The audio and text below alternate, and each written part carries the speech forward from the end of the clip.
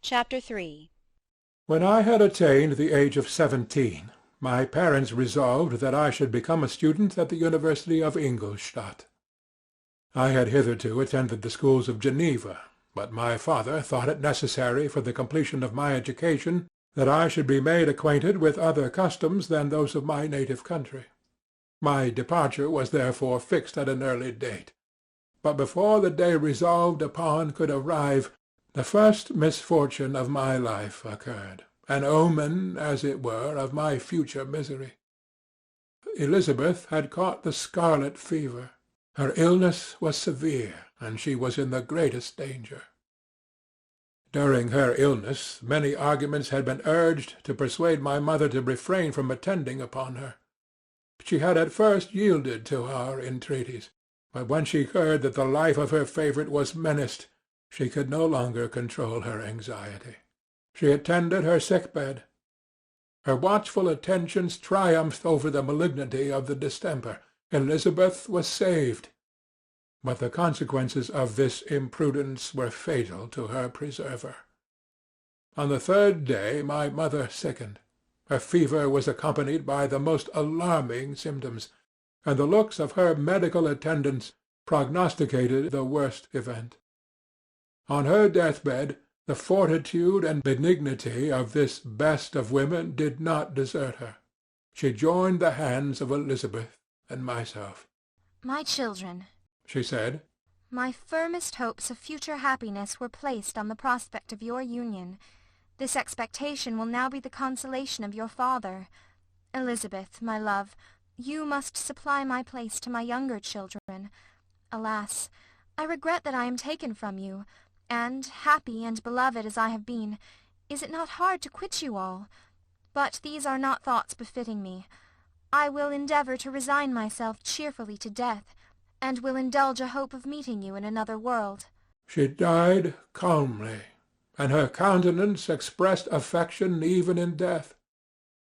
I need not describe the feelings of those whose dearest ties are rent by that most irreparable evil, the void that presents itself to the soul, and the despair that is exhibited on the countenance.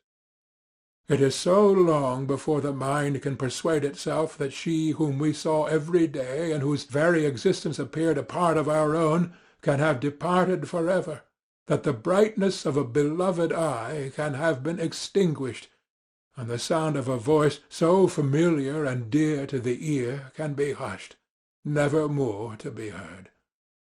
These are the reflections of the first days, but when the lapse of time proves the reality of the evil, then the actual bitterness of grief commences. Yet from whom has not that rude hand rent away some dear connection? And why should I describe a sorrow which all have felt and must feel? The time at length arrives when grief is rather an indulgence than a necessity, and the smile that plays upon the lips, although it may be deemed a sacrilege, is not banished. My mother was dead, but we still had duties which we ought to perform. We must continue our course with the rest, and learn to think ourselves fortunate, whilst one remains whom the spoiler has not seized. My departure for Ingolstadt, which had been deferred by these events, was now again determined upon. I obtained from my father a respite of some weeks. It appeared to me sacrilege so soon to leave the repose, again to death, of the house of mourning, and to rush into the thick of life. I was new to sorrow, but it did not the less alarm me. I was unwilling to quit the sight of those that remained to me, and above all I desired to see my sweet Elizabeth in some degree consoled. She indeed veiled her grief, and strove to act the comforter to us all. She looked steadily on life, and assumed its duties with courage and zeal. She devoted herself to those whom she had been taught to call her uncle and her cousins. Never was she so enchanting as at this time, when she recalled the sunshine of her smiles, and spent them upon us. She forgot even her own regret in her endeavours to make us forget. The day of my departure at length arrived. Clerval spent the last evening with us. he had endeavoured to persuade his father to permit him to accompany me and to become my fellow-student, but in vain. His father was a narrow-minded trader, and saw idleness and ruin in the aspirations and ambition of his son. Henry deeply felt the misfortune of being debarred from a liberal education. He said little, but when he spoke I read in his kindling eye and in his animated glance a restrained but firm resolve not to be chained to the miserable details of commerce. We sat late. We could not tear ourselves away from each other, nor persuade ourselves to say the word farewell. It was said, and we retired under the pretence of seeking repose, each fancying that the other was deceived. But when at morning's dawn I descended to the carriage which was to convey me away, they were all there, my father again to bless me, Clerval to press my hand once more, my Elizabeth to renew her entreaties that I would write often and to bestow the last feminine attentions on her playmate and friend. I threw myself into the chaise that was to convey me away, and indulged in the most melancholy reflections.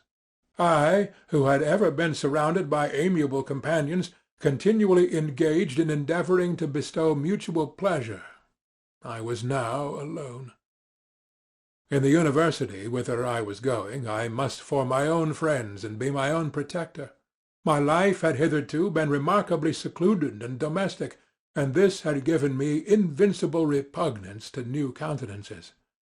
I loved my brothers, Elizabeth and Clerval. These were old familiar faces, but I believed myself totally unfitted for the company of strangers. Such were my reflections as I commenced my journey.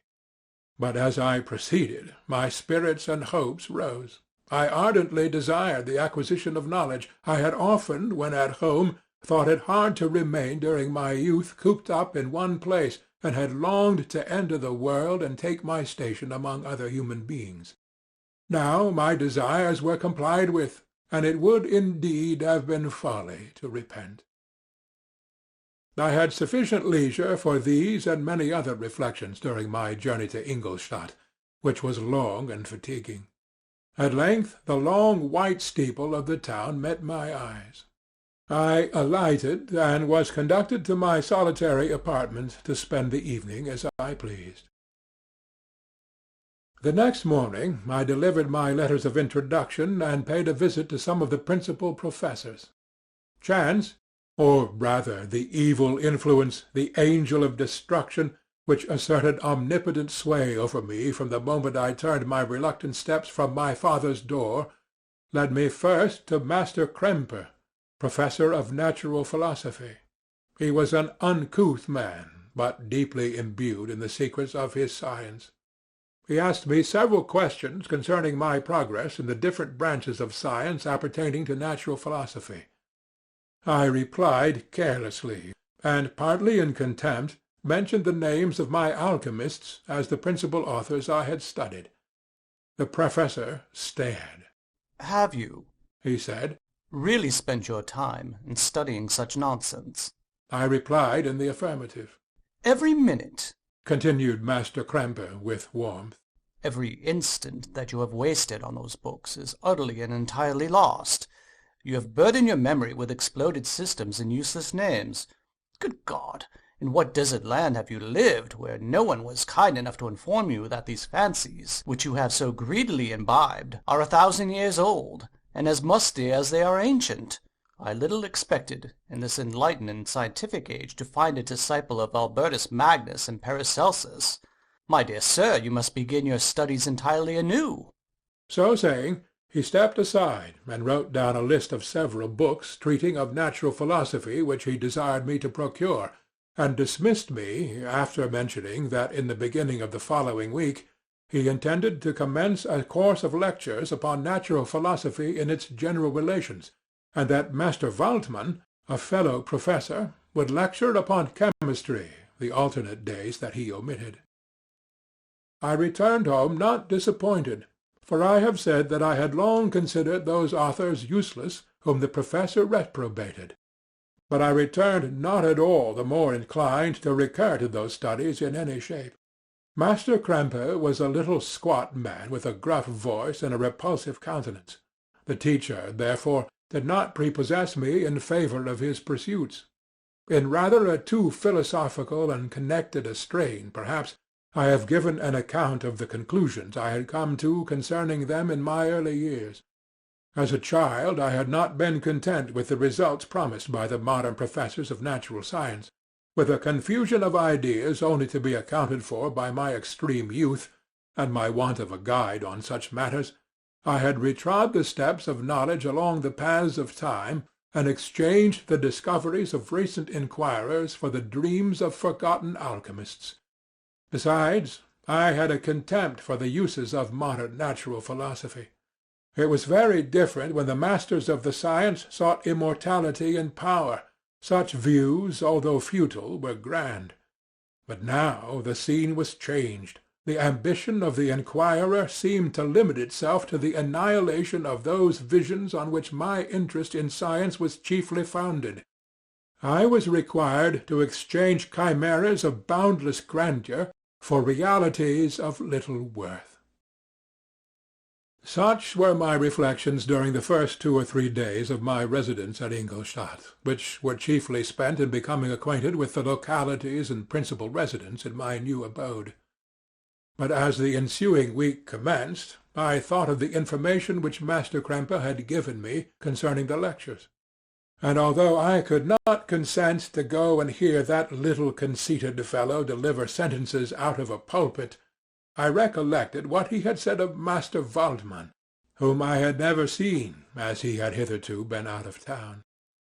Partly from curiosity and partly from idleness, I went into the lecturing-room, which Master Waldmann entered shortly after. The professor was very unlike his colleague. He appeared about 50 years of age, but with an aspect expressive of the greatest benevolence. A few grey hairs covered his temples, but those at the back of his head were nearly black. His person was short, but remarkably erect, and his voice the sweetest I have ever heard.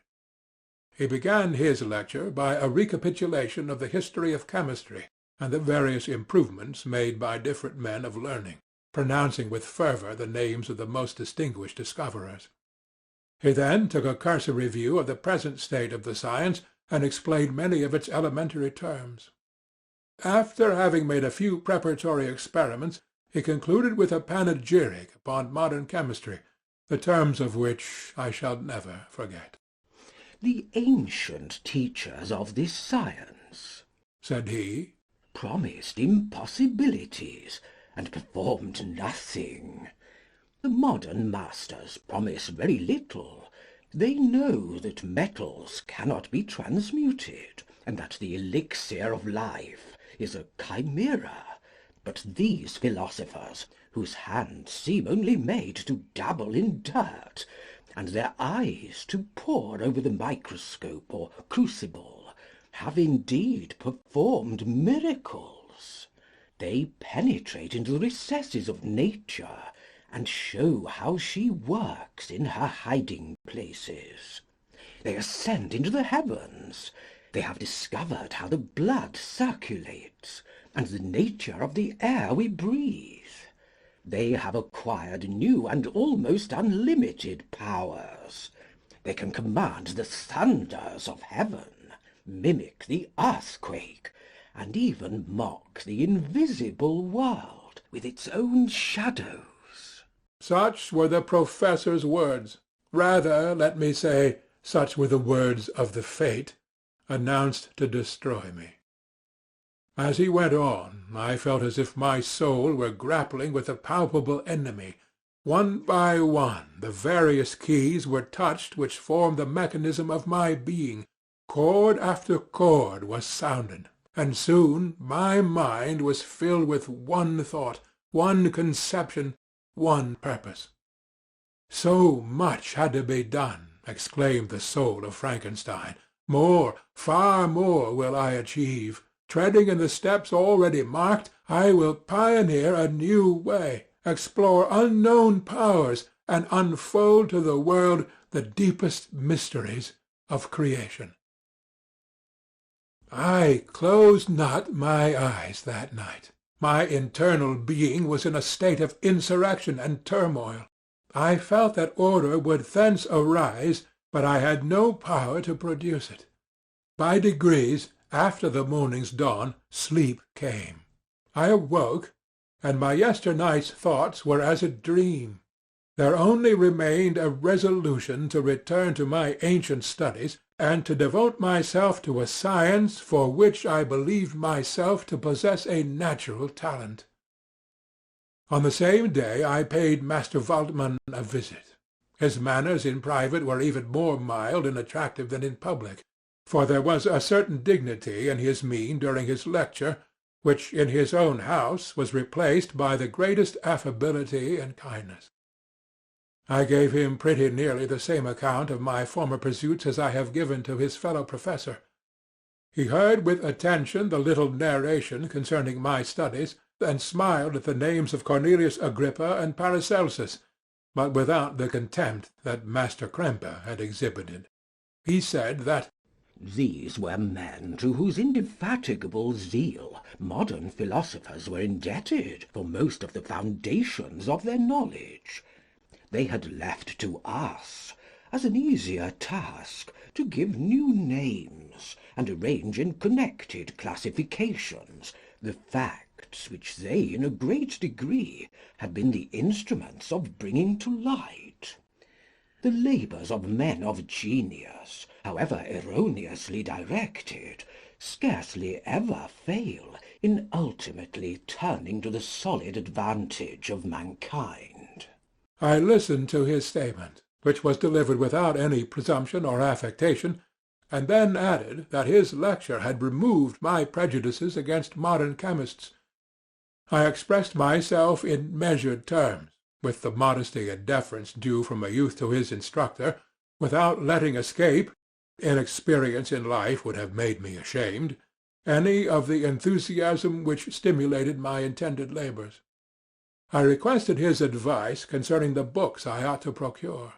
I am happy, said Master Waldman, to have gained a disciple, and if your application equals your ability, I have no doubt of your success.